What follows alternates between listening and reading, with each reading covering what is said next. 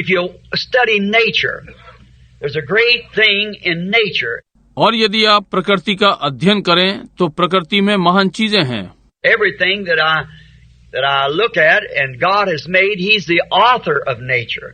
हर चीज जो मैं देखता हूँ और परमेश्वर ने उसे बनाया है, वो प्रकृति का रचने वाला है.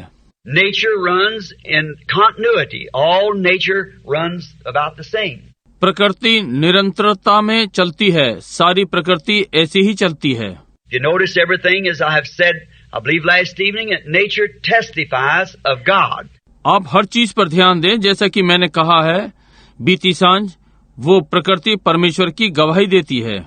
If you never had a Bible, you can still watch nature and know that this Bible is the truth. यदि आपके पास कभी बाइबल नहीं रही, फिर भी आप प्रकृति को देख सकते हैं और जानते हैं कि ये बाइबल सत्य है. I had the privilege of being around the world. मुझे सौभाग्य मिला कि मैंने संसार का भ्रमण किया. I've read the different phases and I've seen different religions. और मैंने विभिन्न क्षेत्रों पर ध्यान दिया और मैंने भिन्न भिन्न धर्म देखे.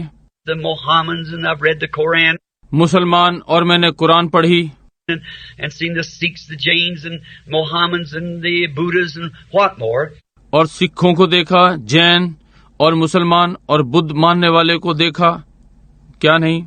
But yet each one of them, they have a philosophy and a book of creed and a book of laws and so forth.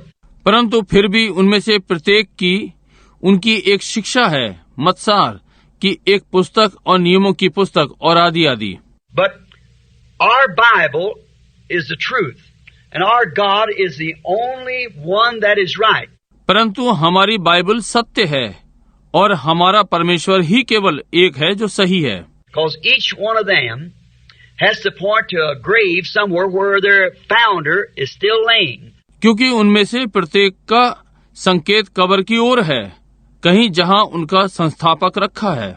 But Christianity points to an open tomb and can live in the presence of the one that was put in there.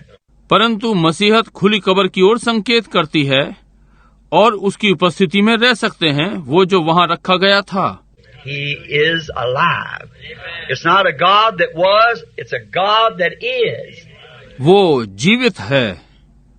ये वो परमेश्वर नहीं जो था, ये वो परमेश्वर है जो है. Not a I was or I will be, but I am.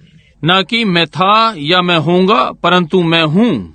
And all nature runs in continuity, as I've said, talking on our church ages. और सारी प्रकृति निरंतरता में चलती है, जैसा मैंने अपनी कलीसियाई कालों पर बात करते हुए कहा. Which we have the books now is coming out, about my writing of the church ages. जिसकी पुस्तक अब हमारे पास है, जो आ रही है. मैंने क्यों कहा कलीसियाई कालों पर अपने लेखों में. And how that we see the church, how it's matured, come up just exactly like all nature does.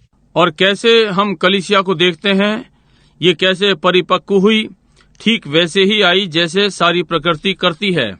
And we was talking the other day about how the sun rises in the morning. उस दिन हम बातें कर रहे थे कि कैसे सूर्य प्रातः उदय होता है. It's a little baby, real weak, not much strength to it at all.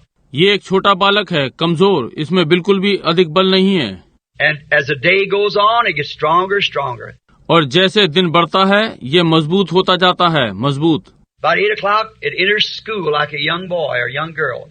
And then about 11 o'clock, it's out of school and it's ready for its service.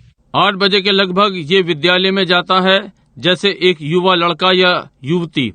और फिर लगभग 11 बजे ये विद्यालय से बाहर और ये अपनी सेवा के लिए तैयार है.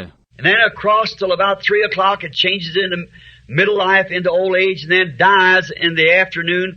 और फिर 3 बजे तक ये बदलता है अधेड़ बूढ़ी आयु में, और दोपहर बाद ये मरता है. Is that the end of the sun? No. क्या ये सूर्य का अंत है? नहीं. It comes back the next morning to testify that there is a life, a death, a burial, a resurrection. See? ये फिर अगली प्रातः आता है, ये गवाही देने को कि जीवन, मरण, गाड़ा जाना और एक पुनरुत्थान है. समझे? We watch the trees, how they move and what they do. हम पेड़ों को देखते हैं कि वे कैसे बढ़ते हैं और वे क्या करते हैं.